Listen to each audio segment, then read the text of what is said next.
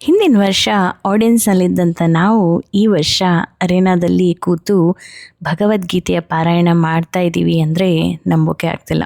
ಈ ವರ್ಷ ಶ್ರೀ ಗಣಪತಿ ಸಚ್ಚಿದಾನಂದ ಸ್ವಾಮೀಜಿಯವರು ಆಡಿಯನ್ಸ್ ಹತ್ರ ಭಾಷೆ ತಗೊಂಡಾಗಲೇ ನಮಗೆ ಹಿಂದಿನ ವರ್ಷ ನಾವು ಕೊಟ್ಟಂಥ ಭಾಷೆ ನೆನಪಾಗಿತ್ತು. ಆ ಒಂದು ವಿಷಯ ನಮಗೆ ಗೊತ್ತಿಲ್ಲದಂತೆ ನಡೆದು ಹೋಗಿತ್ತು ಅನ್ನೋದಕ್ಕಿಂತ ಗುರುಗಳು ಅದನ್ನು ನಡೆಸ್ಕೊಟ್ರು ಅಂತ ಹೇಳಿದ್ರೆ ಚೆನ್ನಾಗಿರುತ್ತೆ ಅಲ್ವಾ. ಯಾಕಂದರೆ ಆ ಭಾಷೆ ಬಗ್ಗೆ ನಾವು ಮರ್ತೇ ಹೋಗಿದ್ವಿ. ಆಡಿಯನ್ಸ್ನಲ್ಲಿ ಕೂತಿರೋರು ಸಹ ಈ ಒಂದು ಮಹಾಯಜ್ಞದ ಭಾಗ ಆಗಬೇಕು ಅನ್ನೋದು ಗುರುಗಳು ಕೇಳಿದ ಭಾಷೆ ಹಿಂದಿನ ವರ್ಷ ಹಾಗೂ ಈ ವರ್ಷವೂ ಸಹ. ಶ್ರೀ ಗಣಪತಿ ಸಚ್ಚಿದಾನಂದ ಸ್ವಾಮೀಜಿಗಳ ಆಶೀರ್ವಾದದಿಂದ ಇವತ್ತು ನಾವು ಒಂದು ವರ್ಷದಿಂದ ಕಲಿತಂಥ ಪಾಠವನ್ನು ಆ ದೇವರಲ್ಲಿ ನಮ್ಮ ಎಲ್ಲ ಗುರುಗಳಲ್ಲಿ ಸಮರ್ಪಿಸಿದೆವು.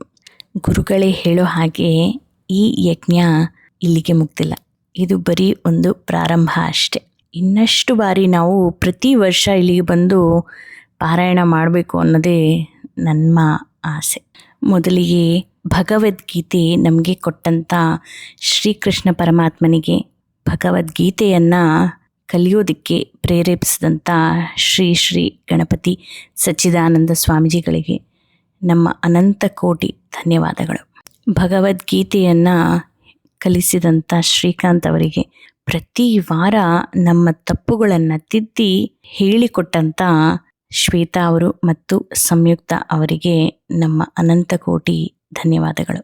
ನನಗೆ ಭಾಷೆ ಹೇಳಿಕೊಟ್ಟ ನನ್ನ ಅಮ್ಮ, ಪ್ರೋತ್ಸಾಹಿಸಿದ ಅಪ್ಪ, ಲೈಫ್ನಲ್ಲಿ ಒಂದು ಸಲ ಆದರೂ ಪಾರಾಯಣ ಮಾಡಬೇಕು ಅಂತ ಮತ್ತೆ ಮತ್ತೆ ಹೇಳಿದಂಥ ನನ್ನ ಮಾವ, ಕಲಿಯೋ ಕಾಲ ಬಂದರೆ ಕಲಿತಾರೆ ಅಂತ ನಮಗೆ ಸಪೋರ್ಟ್ ಮಾಡ್ತಾ ಇದ್ದಂಥ ನನ್ನ ಅತ್ತೆ, ಎಲ್ಲರ ಆಶೀರ್ವಾದ ನಮ್ಮ ಮೇಲೆ ಇದ್ದ ಕಾರಣ ನಾನು ಮತ್ತು ನನ್ನ ಯಜಮಾನರು ಇವತ್ತು ಒಂದು ಸಂತೃಪ್ತಿಯಿಂದ ಈ ಒಂದು ಮಹಾಯಜ್ಞವನ್ನು ಪೂರ್ಣಗೊಳಿಸಿದ್ವಿ ಅಂತ ಅನಿಸುತ್ತೆ. ಒಂದು ಸಲ 18 ಅಧ್ಯಾಯ ಆಗ್ತಿದ್ದಂತೆ ಆ ಗೂಸ್ಬಂಪ್ ಮೊಮೆಂಟ್ ಅಂತೂ ಈಗಲೂ ನಂಗೆ ಮರೆಯೋಕ್ಕಾಗ್ತಾ ಇಲ್ಲ.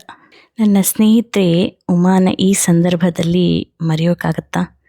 ಆಕೆ ಹಿಂದಿನ ವರ್ಷ ನಮಗೆ ಪಾರಾಯಣಕ್ಕೆ ಟಿಕೆಟ್ಸ್ ಕೊಡದೇ ಇದ್ದಿದ್ರೆ ನಾವು ಇವತ್ತು ಈ ಮಹಾಯಜ್ಞದ ಭಾಗ ಆಗ್ತಿರಲಿಲ್ಲ. ಆಕೆಗೆ ಎಷ್ಟು ಧನ್ಯವಾದ ಹೇಳಿದ್ರು ಸಾಲದು.